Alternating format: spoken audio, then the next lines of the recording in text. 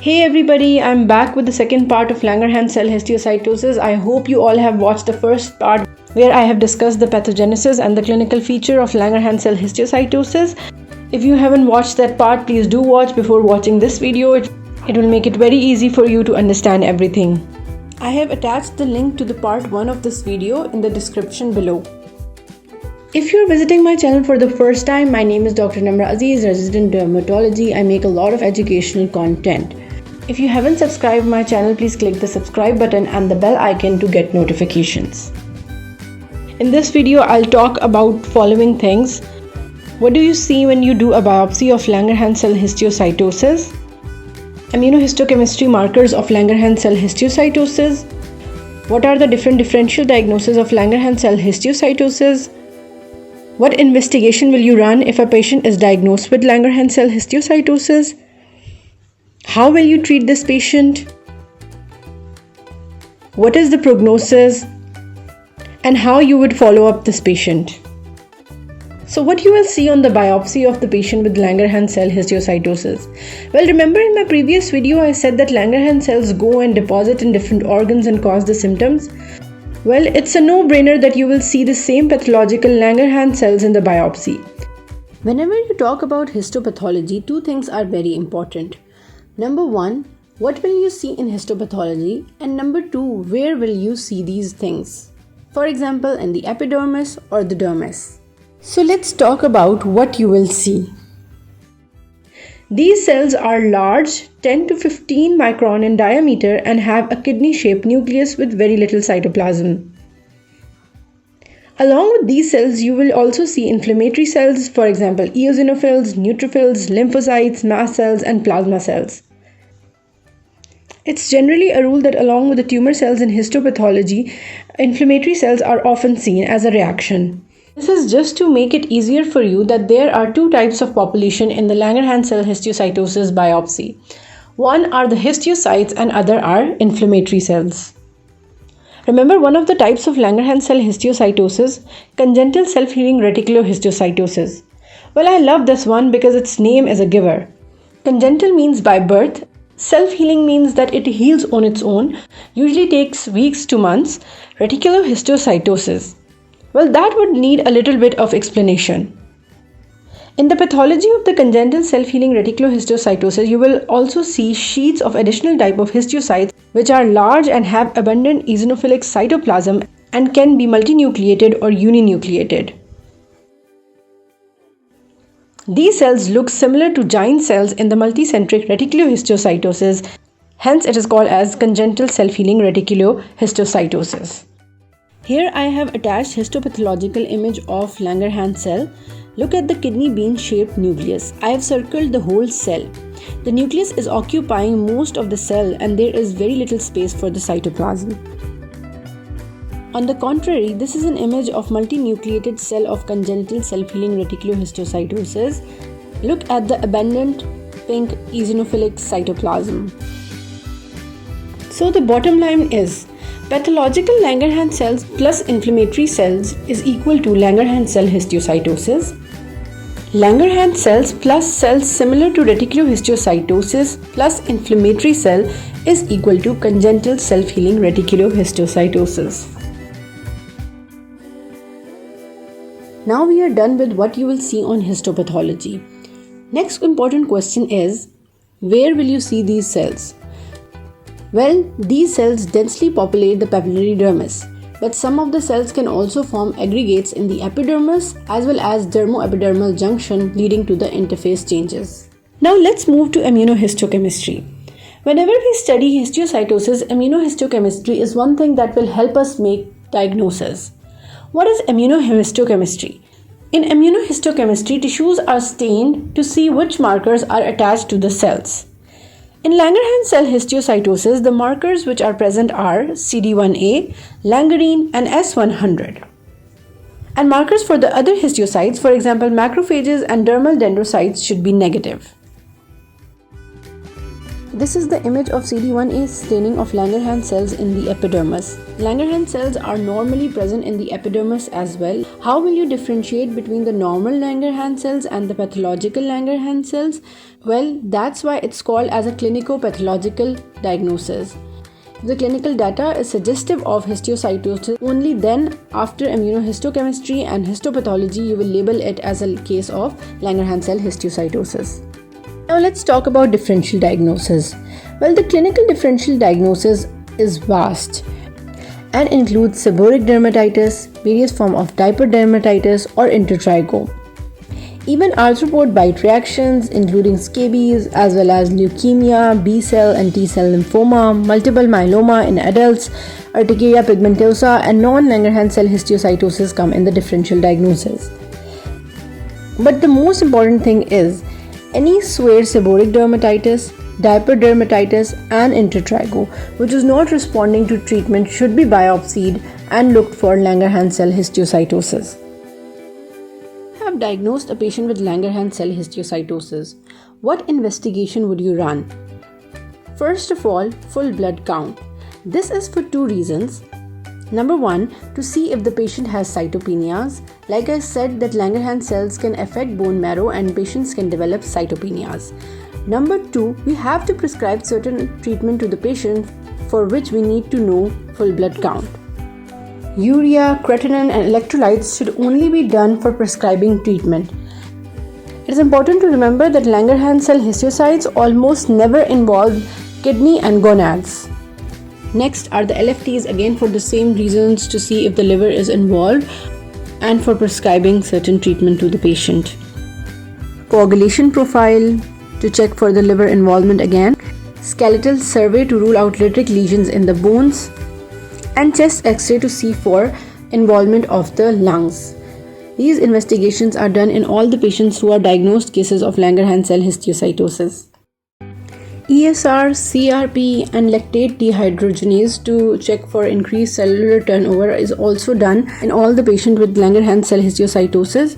If these are markedly raised, it can be an indicator of poor prognosis and it can also help us change the treatment of the patient as well as monitor the treatment. Now some investigations which are done in selected patients. MRI brain, water deprivation test if you are suspecting diabetes insipidus, HRCT chest if chest x-ray is suggestive of something, ultrasound abdomen for liver and spleen. Even bone marrow biopsy has to be done in certain cases to rule out involvement of the bone marrow. I would like to share this image with you. It is a very clear presentation of single system disease and multi-system disease. This is an image of single system disease. Remember, I told you that single system disease could be multifocal and unifocal. Multifocal means that within one organ, multiple foci are present. For example, here you can see that there are multiple foci in the pelvic bone. Unifocal, on the contrary, means that there is only one focus. Multisystem was further divided into high risk and low risk. High risk means that liver, spleen and bone marrow is involved. Low risk means these organs are not involved. So congratulations, you have diagnosed Langerhans cell histiocytosis, you have run all the necessary labs. So what will be your next step? Next step will be risk stratification, which means you have to classify the patient. You have to see whether the patient has single system disease or multi-system disease. If the patient has single system involvement, then you have to see whether the involvement is of the skin only or whether some other organ is involved. Note that in this situation, only one organ will be involved. For example, skin, lymph nodes, bone, lungs, any organ, but only one organ will be involved.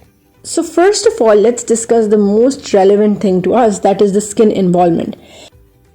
Now we have a patient who has only skin involved. We have to see whether the skin involvement is mild or is it extensive. For mild skin involvement, observation is enough, especially in the children. But if at all treatment is required, following treatment options are recommended: topical steroids, topical tacrolimus, phototherapy, narrowband UVB and PUVA, nitrogen mustard. Surgical removal can be done, but mutilating surgeries are not allowed. For example, if the patient has lesions in the vagina or vulva, then hemivulvectomy or any other mutilating surgery is not allowed. There is a single case report about topical imiquimod. Local radiotherapy is also used, but in adults. In children, usually observation is enough with close follow-up. However, topical steroids and phototherapy can also be used in the children. For extensive skin involvement, azathioprine, methotrexate, thalidomide can be used. Even BRAF inhibitors like vemurafenib can be used. Remember the BRAF mutation I told you guys about in the pathogenesis? Well, that's the reason BRAF inhibitors will be used in this disease. If the patient has extensive skin involvement and the patient is symptomatic, what do we mean by symptomatic? That the patient has pain, secondary infections, or any other complication due to persistent skin lesions, then methotrexate is also used. Some physicians also add 6-mercaptopurine to it. There are also case reports about hydroxyurea alone in extensive skin disease. If the patient has deep ulcerative lesion, then chemotherapy, which is recommended for the multisystem disease, can be used. I'll discuss that chemotherapy in a while. Now, if any other organ is involved, for example, there is single system involvement of the bones, lungs, lymph nodes, or any other organ, then the patient should be referred to the relevant subspecialty. I really liked the lymph nodes part, which was very simple, so I would like to share it with you. If the patient has single lymph node involved, then that lymph node can be taken out surgically. But if the patient has 2 lymph nodes involved, then the patient will require chemotherapy, which is recommended for the multisystem disease. Now let's move to multisystem disease. What is multisystem disease? Multisystem disease means 2 or more organs are involved. The patients are further classified into low risk and high risk. High risk are those patients who have liver, bone marrow, and spleen involvement. For both groups, vinblastine plus steroids are recommended. An easy way to remember it would be vinblastine would blast those cells. Second line treatment in combination with cytarabine is also recommended. Other drugs, for example cladribine and clofarabine, are also used. Well, this part is pretty much dealt by oncologists. What will be the duration of treatment for multisystem disease? 6 months for low risk and 12 months for high risk. Now let's talk a little bit about hematopoietic stem cell transplantation. There are limited studies about hematopoietic stem cell transplantation, and it is suggested that it prevents relapse in the completely treated patients. Let's move to the prognosis. Like everything about Langerhans cell histiocytosis, even prognosis is very variable and depends upon the type of the disease. The prognosis of literacy disease is very poor. There is 50% mortality. If the patient has multifocal disease, 60% of them would develop a chronic course, 30% would develop complete remission, and there is 10% mortality. If a patient has unifocal disease, prognosis is good. Congenital self-healing reticulohistiocytosis heals on its own. You have treated a patient with Langerhans cell histiocytosis. Now, how will you follow up that patient? Well, to be honest, there are no clear-cut guidelines on that. But Histiocyte Society suggests that the patient should be followed up after 6 weeks. History, physical examination, and investigations should be done. And on the basis of this, it should be decided that the patient is a responder to the treatment or a non-responder. If the patient is a responder to the treatment, the patient should be followed up at 12 week, 18 week, and then 24 weeks. For further 2 years, patient has to be followed up every 3 months, and for the next 2 years, 6 monthly, and then yearly.